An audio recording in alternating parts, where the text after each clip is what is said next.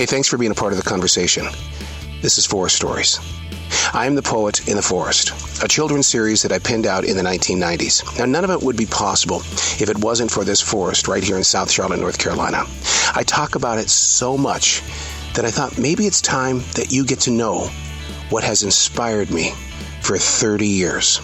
Thanks for being a part of the conversation. Can you hear it? The piano teacher at the base of Heartbreak Hill. What amazing music. A car is going to drive by now inside this forest. But I would love for you to listen to the piano teacher. Just a moment in this forest as a gigantic jet is about ready to fly over. What kind of a forest is that, right? Listen to that. Holy crap. It's a big old Air Force jet. A B-52 bomber. So that must be what it sounds like in times of war when the jets are flying over. But we're in a time of peace inside this forest.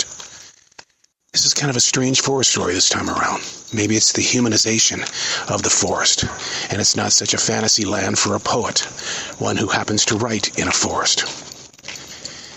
And then it gets quiet, and the birds return, and the squirrels are playing. But during that moment when that large airplane from the U.S. Air Force was going over, it's almost like they ran. Even I stopped. The first time was to hear the piano music. The second time, the size of that Air Force jet. A day in the forest. A forest that's changing. A forest that is really just amazing to be in, but you fear for its future, which is the reason why I share these stories inside this forest. Hey, thanks for being a part of the conversation.